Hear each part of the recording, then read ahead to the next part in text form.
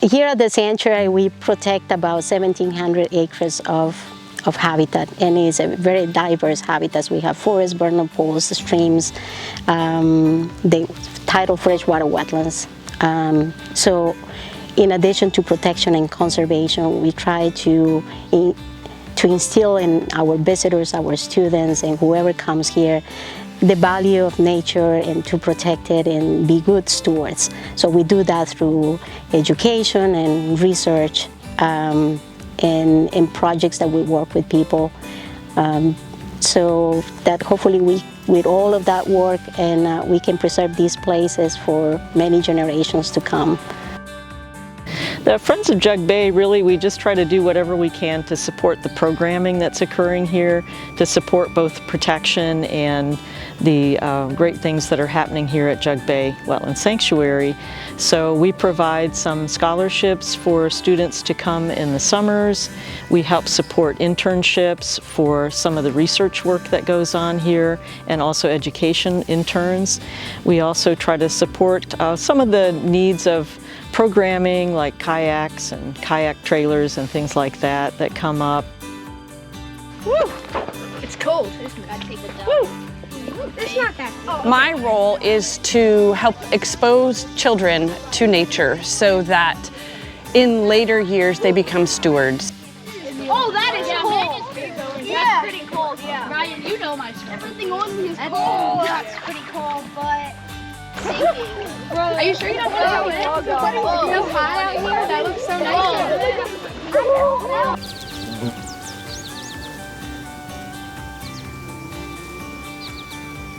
We have about 150 active volunteers that help us with all kinds of different programs.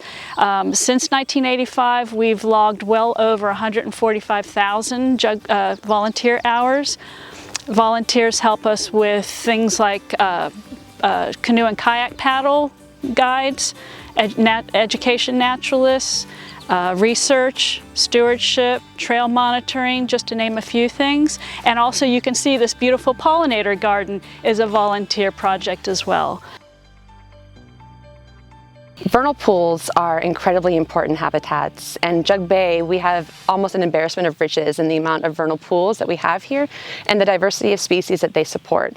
Our vernal pool monitoring program is completely citizen run. Our lead volunteers are all community scientists, down to our brand new volunteers that we recruit every year. It takes a team of 8 lead volunteers and about 30 new volunteers each year to help run the program. And on a given day, they'll visit a pool just like the one behind me to conduct both studies on the wildlife that's present and also the water quality. My name is Danny Bystrack. I've been a volunteer here at Jug Bay Wetlands Sanctuary since 1987. This bird is not very badly caught, which is a good thing. This particular project that we're working on is called MAPS. It stands for Monitoring Avian Productivity and Survivorship. And I don't know if you're doing sound or not, but that sound over there is a wood thrush calling.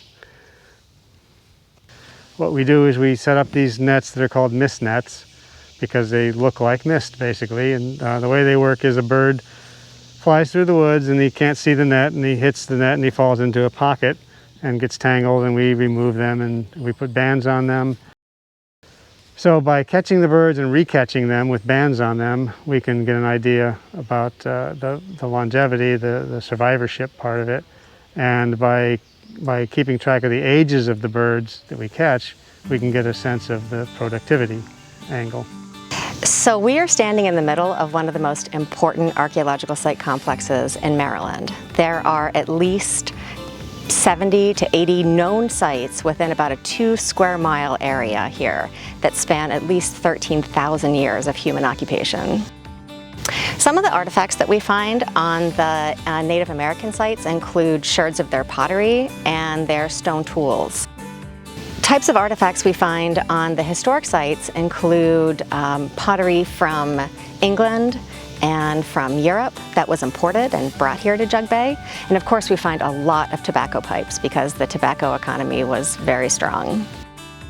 The reason that Jug Bay is such an amazing archaeological laboratory is because it's been retained in this natural state, because there's parkland on both sides of the river.